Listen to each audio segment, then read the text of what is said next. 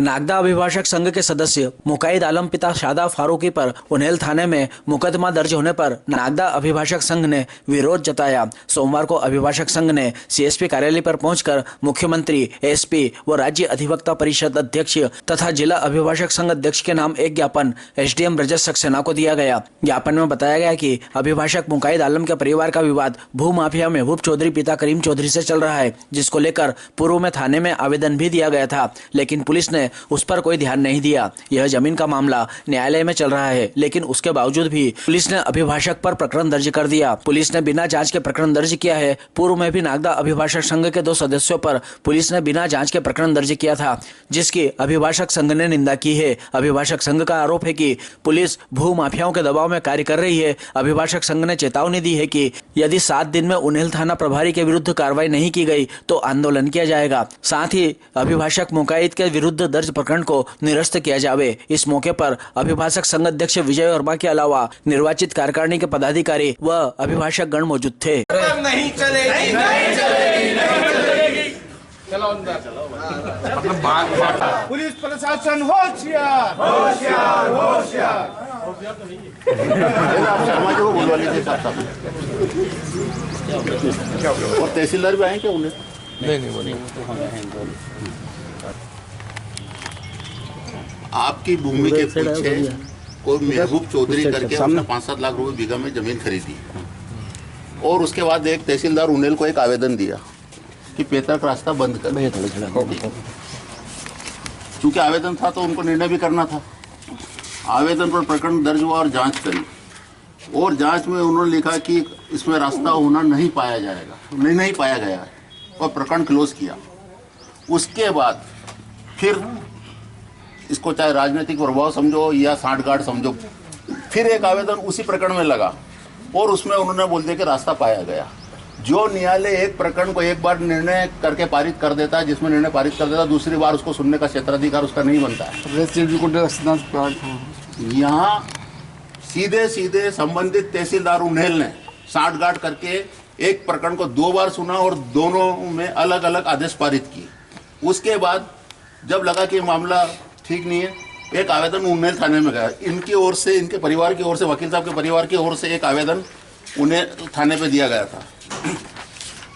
Police ने 4 महीने बीत जाने के बाद भी कोई कार्रवाई नहीं करी। 13/7/24 को काफी किसी पता ना ये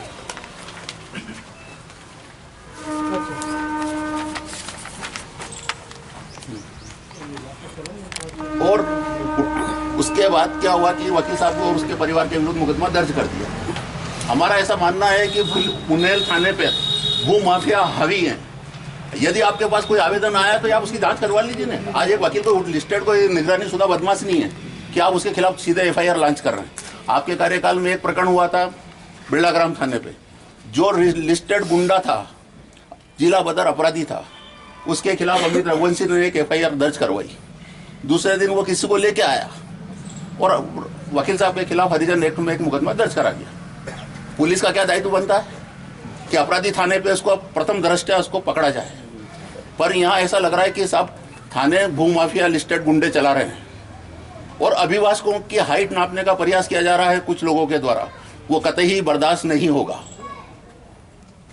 इसका वाचन करें गाड़ी घर पे लेने वास्ते और ये वीडियो, उसके बाद पुलिस की गाड़ी गई घर पे कि इसमें बैठ जाओ, हम इसका निराकरण करवाएंगे। पुलिस को क्या अधिकार है साहब? 326 में बताओ जरा। आरक्षक देवेंद्र सिंह।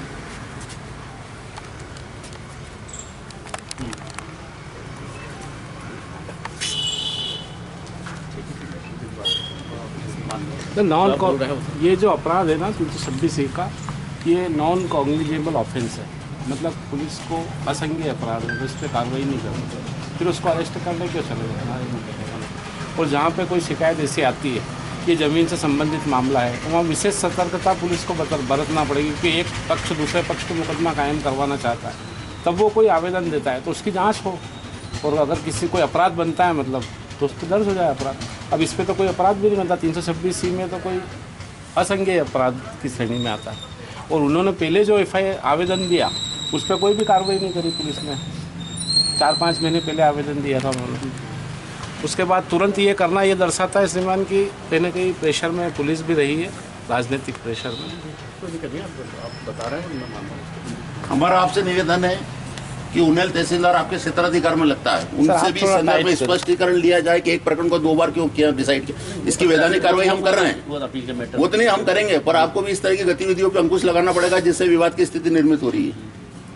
एक न्यायालय 2 ऑर्डर थोड़ी पारित कर सकते हैं। नहीं सर, मेरा एक निवेदन है कि कोर्ट वो चला रहा है, लेकिन उसके बाद में आप यहाँ पे कलेक्टर को भी रिप्रेजेंट कर रहे हैं और प्रशासनिक अधिकारी भी है सर आप, लेकिन आपका जब कोई अधीनस्थ कर्मचारी एक ऑर्डर 2 बार कर देता है, भाई वो तहसीलदार साहब आपके अधीनस्थ है और आप भी प्रशासनिक अधिकारी के वरिष्ठ अधिकारी है, तो केवल अपील करने से नहीं, आपको प्रशासनिक स्तर पर आप ये उनसे पूछ सकते हैं कि प्रकरण किस तरीके से डिसाइड करते हैं। भाई एक ही प्रकरण में आप 2 बार आदेश कैसे पारित कर सकते हैं, ऐसा नोटिस आप जारी करने का पावर है सर आप। विधि विरुद्ध है, रेसिड्यूटी का संदर्भ लागू होता है। बिल्कुल होते हैं। कोई प्रशासनिक स्तर पे जो भी कसावट है वो आपको ही करना है। आपका जैसे बता रहे हैं आप, तो वो तो हमारा ये कहना नहीं कि FIR नहीं, हम ये कहना है कि आपके अधीनस्थ न्यायालय के कारण तो आप उनको कम से कम कार्यप्रणाली ये पर तो- आपका अंकुश होना आवश्यक है। क्या वह नियम विपरीत कार्य कर रहे हैं जिससे विवाद की स्थिति निर्मित हो रही है, ये आपका क्षेत्राधिकार है। अगर कोर्ट में केस में अगर कुछ भी ऐसा हो रहा है तो नहीं सर, ये तो आपका बनता ही है। और सबसे बड़ी मतलब उनका व्यक्तिगत इंटरेस्ट ये समझ में आता है, किसी अन्य प्रकरण में पर डे सुनवाई नहीं होती, यहाँ तक कि हमारे सेशन कोर्ट भी नहीं करती, पर इस मामले को सेकंड बार जब उनके पास आया तो उनकी पर डे उन्होंने सुनवाई करी, पर डे सुनवाई करी।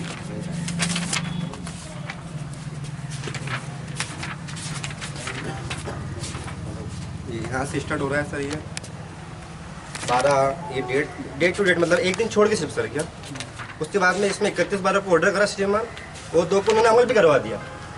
इतनी बात मतलब तहसीलदार और धरना संघ भूमाफियाओं से मिलकर कुछ भी परेशान कर सर एक दिन छोड़ के डे बाय डे यूँ आपके यहाँ पर भी श्रीमान, आपके यहाँ पर भी हफ्ते भर की डेट लगती है। कर रहे थे तो अपने को निगरानी का भी अधिकार है। श्रीमान कर लगी ना, निगरानी लगा दी श्रीमान, अब भी निगरानी कर दी मेरे द्वारा। मगर हाँ, जो आपने बता रहे हैं नहीं सर, वो अपील तो करेगा कि उसके बाद उपचार उपलब्ध है, लेकिन आपका अधीनस्थ कर्मचारी कोई ऐसा काम करता है जो लॉ में नहीं है और जो नहीं बताया गया, भाई एक कैसे ऑर्डर करता है, तो उस पर आपको एक्शन लेने का अधिकार है, उस पर आप एक्शन। सर हम तो सबके लिए स्वतंत्र है, पर आप उसके लिए जिम्मेदार नहीं है कि आप कुछ भी करें। अगर कुछ भी हो रहा है नहीं, मैं देखूंगा इसमें कि अगर मान लो ये केस में कुछ भी हुआ तो मैंने हमने न्यायालय की अवमानना नहीं की, हमने न्यायालय का आदेश का पालन किया उसने पूरा हमने रास्ता बंद भी नहीं किया, फिर भी जबरदस्ती फर्जी तरीके से उन्होंने झूठी FIR करी मेरे ऊपर, मेरे परिवार के आपको ऊपर। क्यों आया वकील साहब को क्यों आया काजी परिवार सदस्य हुए, काजी परिवार के ऊपर लगाया है ना, मुझे सदस्य सबको लिस्टेड कर दिया। ये 121 है, उसमें तहसीलदार ने ऑर्डर करा कि सर्वे नंबर 3153 में से कोई रास्ता नहीं है। हाँ फिर बताइए। ये जो रास्ता विवाद का मामला लगा उसमें इनने 3153 में से रास्ता दिया। इसमें ये हुआ सर कि ये जो मेरी 31 52 53 वाली ये व्यवस्थापक कलेक्टर के नाम से मैंने एक ऑब्जेक्शन फाइल किया सर के सामने उन्हेल में, साहब इसमें व्यवस्थापक कलेक्टर है और जब कलेक्टर साहब इसमें व्यवस्थापक है आप इसमें ऑर्डर नहीं कर सकते। उन्होंने मेरी एप्लीकेशन को रिजेक्ट किया और सेम डे उसमें एप्लीकेशन का रिप्लाई भी लिया मेरे से, मैंने वही रिप्लाई बना के दिया 131(2) का, उन्होंने ऑर्डर भी कर दिया, उसको भी मैंने मान लिया। फिर मैंने उनसे प्रेयर कराया साहब मेरे को इसकी निगरानी करना, आप 5 दिन का समय दे दो खाली, वो भी उन्होंने नहीं देते हुए मैंने निगरानी भी नेक्स्ट डे की सर उसकी, मतलब 2 दिन नकल मिली और तीसरे दिन निगरानी भी हो गई उसकी। निगरानी प्रकरण वहाँ चल रहा है, ये तहसीलदार साहब की जानकारी में भी, उसके बाद भी वो करा वहाँ पे जाके सर। और दूसरा इसमें जो मामला बना ना सर, व्यवस्थापक कलेक्टर वाला जो था वो उनको देखना था, वो उन्होंने कहीं भी नहीं देखा। और जो ऑर्डर करा सर एप्लीकेंट ने कहा 3152, 53 और 54 में से मेरे को रास्ता दिया, उनने 3140, 41, 42 में से कोई थर्ड पार्टी थी उनके लिए रास्ता दे दिया। अब उसमें जो स्थिति बनी सर, मैं आउट ऑफ रिकॉर्ड आपको बताऊँ कि कुछ लोग उन्हेल तहसील में आए और उन्होंने पटवारी साहब को टारगेट करा, मतलब पटवारी साहब को बच के निकलना पड़ा, अदरवाइज वहाँ मारपीट की स्थिति हो जाती है। ऐसा और तहसीलदार साहब ने खुद अंदर चेंबर में चले गए और काफ़ी हॉट टॉक्स हुई सर कि हमारा सर्वे नंबर ना एप्लीकेंट ने लिखा गया 3141 है, शायद कोई रामा जी परमार है, कैलाश चंद बलाई, उनके नाम का 3141 कहीं एप्लीकेंट ने भी नहीं लिखा, कहीं नक्शे में भी नहीं आया, कुछ भी उसमें से भी रास्ता देने का। तो इस टाइप की जो चीज़ें हुई ना, मैंने निगरानी में भी लिखी है ये पॉइंट्स कि जो एप्लीकेंट ने मांगा ही नहीं, उसमें आप कोर्ट एक्स्ट्रा जुडिशियल माइंड लगा के और एक नया रास्ता सृजित करना, तो वो सारी स्थितियां रही सर। वो कुछ ना कुछ मतलब शुरू से ऐसा लगा कि कहीं ना कहीं कोई कोलिजन है। इस तरह से नहीं किसी आदेश के विरुद्ध अगर हम जाएं भी तो हमको थोड़ा समय तो चाहिए स्टे लेके आने में, वहाँ तो डे बाय डे चल रहे हैं। नहीं आप कम से कम कोई आवेदन, ठीक आप या तो उसका आवेदन ले लो तो इनका भी ले लो, जांच करके जो नियम में है वो कर लो, पर इतने हार्ड एंड फास्ट किया साहब कि आप उसमें मतलब कहीं ना कहीं आपका उसमें निजी इंटरेस्ट है, लाभ शुभ है, मतलब कहीं ना कहीं तो कम से कम सब वकीलों के साथ को छोड़ो, सब पूरे गाँव की तो दुर्दशा हुई नहीं है, पर वकीलों को छोड़ो सब। पब्लिक को भी तो ऐसे क्या काम कर कभी यदि रास्ता बंद कर दिया तो कंटेम्प्ट की कार्रवाई लगा देते हैं। मतलब पुलिस में जाते हैं, कंटेम्प्ट की कार्रवाई। जिला उज्जैन की ओर से ज्ञापन दिया जा रहा है जो माननीय मुख्यमंत्री महोदय मध्य प्रदेश शासन भोपाल, माननीय जिला पुलिस अधीक्षक महोदय उज्जैन जिला उज्जैन, माननीय अध्यक्ष महोदय राज्य अधिवक्ता परिषद जबलपुर, माननीय अध्यक्ष महोदय जिला अभिभाषक संघ उज्जैन। माननीय महोदय, निवेदन है कि श्री मुकाइद आलम पिता शादाब फारूकी जो कि नागदा अभिभाषक संघ के सदस्य होकर जिनका राज्य अधिवक्ता परिषद में नामांकन क्रमांक 2690/20 है, महोदय निवेदन है कि अभिभाषक श्री मुकाइद आलम के परिवारजन की कृषि भूमि जो कि कस्बा उनेल में है, उक्त भूमि को लेकर भूमाफिया महबूब चौधरी पिता करीम चौधरी निवासी उनेल लगातार उनको परेशान कर रहा था, जिसको लेकर अभिभाषक मुकाइद आलम के परिवारजन ने दिनांक 13/7/24 को लिखित शिकायत आवेदन पत्र थाना प्रभारी पुलिस थाना उनेल को दिया था, जिस पर पुलिस द्वारा कोई कार्रवाई नहीं की गई। महोदय, रास्ता विवाद को लेकर पूर्व में न्यायालय तहसीलदार उनेल के न्यायालय में प्रकरण क्रमांक 0033B121/24/25 को यह आदेश पारित हुआ था कि उक्त भूमि में से रास्ता नहीं होना पाया गया, किंतु दबाव व सांठगांठ के चलते पुनः इसी न्यायालय में एक प्रकरण क्रमांक 15/13/24/25 पुनः सुनवाई की और उक्त भूमि में से रास्ता बताया गया। इस तरह एक ही न्यायालय के अंदर एक ही प्रकरण को नियम विपरीत जाकर रास्ता बताया गया है और प्रकरण की प्रतिदिन सुनवाई की गई है और आदेश पारित किया गया है।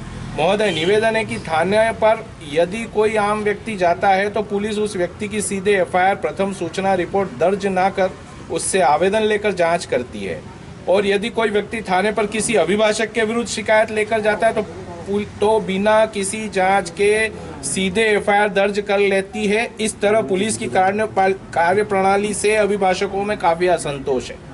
श्रीमान चौथे वकील साहब हैं, पुलिस ने दर्ज कर लिए वो सब जमीन से और सब भूमाफिया ने करवाए। महोदय, निवेदन है कि माननीय मुख्यमंत्री के गृह जिले में इस तरह अभिभाषकों के विरुद्ध असत्य आधारों पर दबाव व प्रभाव में झूठे मुकदमे दर्ज होने से अभिभाषकों में असंतोष पनप रहा है, जिससे कहीं न कहीं पुलिस की कार्य प्रणाली प्रदेश में मुख्यमंत्री की छवि खराब करने का प्रयास कर रही है।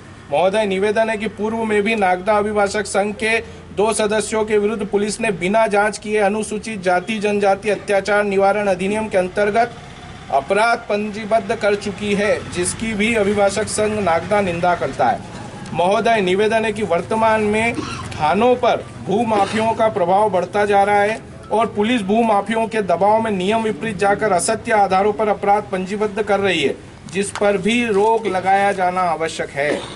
साथ ही ऐसे पुलिस अधिकारी जो भूमाफियाओं के प्रभाव में कार्य कर रहे हैं और झूठे मुकदमे दर्ज कर रहे हैं, उनके विरुद्ध भी वैधानिक कार्रवाई होना आवश्यक है। महोदय, नागदा अभिभाषक संघ ज्ञापन के माध्यम से मांग करता है कि थाना प्रभारी उनेल की कार्य प्रणाली को लेकर उच्च स्तर की जांच होना आवश्यक है और दोषी पाए जाने पर कड़ी कार्रवाई होना आवश्यक है। साथ ही जो असत्य आधारों पर अभिभाषक मुकाइद आलम के विरुद्ध अपराध पंजीबद्ध किया गया वह निरस्त किया जावे। महोदय, यदि शासन प्रशासन स्तर पर उक्त आवेदन पत्र पर 7 दिवस की अवधि में थाना प्रभारी उनेल के विरुद्ध कार्रवाई नहीं की जाती है तो नागदा अभिभाषक संघ द्वारा जो भी आंदोलनात्मक कदम उठाए जाएंगे उसकी समस्त जिम्मेदारी शासन प्रशासन की होगी। प्रतिलिपि श्रीमान नगर पुलिस अधीक्षक महोदय, बिल्लाग्राम, नागदा।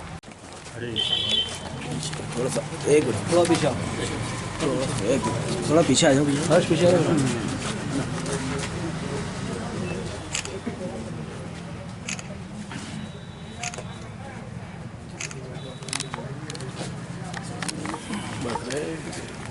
लेना पड़ेगा अभिभाषक क्या है? एक वकील साहब के विरुद्ध एक FIR लॉन्च की है किसी रास्ते के विवाद को लेकर के, उसके संबंध में ज्ञापन दिया है, जांच के लिए दिया है।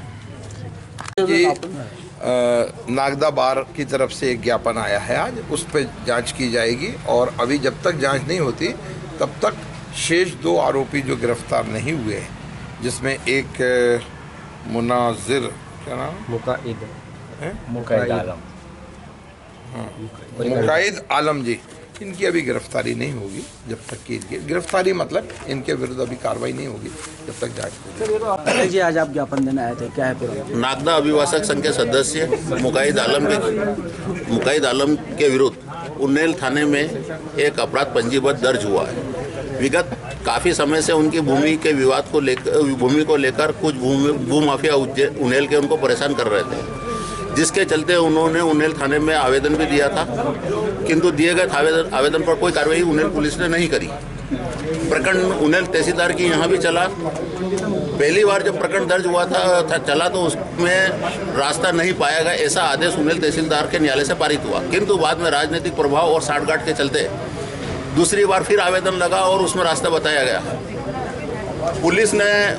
पुलिस ने तत्परता दिखाते हुए अभिभाषक के विरुद्ध असत्य आधार पर बिना किसी प्रकरण को जांच में लिए मुकदमा दर्ज किया, जिसकी अभिभाषक संघ नागदा निंदा करता है। साथ ही आज हमने इस मुद्दे को लेकर माननीय मुख्यमंत्री महोदय के नाम एक ज्ञापन दिया है और हमने पुलिस प्रशासन से मांग की कि 7 दिवस की अवधि में ऐसे अधिकारी जो भू माफियाओं के प्रभाव में कार्य कर रहे हैं और अभिभाषकों की हाइट नापने का प्रयास कर रहे हैं, उनको परेशान करने का षड्यंत्र कर रहे हैं, उनके खिलाफ वैधानिक कार्रवाई होना आवश्यक है। अगर 7 दिन में पुलिस प्रशासन के जो संबंधित उन्नेल के थाना प्रभारी कार्रवाई नहीं होती है तो अभिभाषक संघ नागदा जो भी अगला कदम उठाएगा उसकी नैतिक जिम्मेदारी प्रशासन की होगी, शासन की होगी।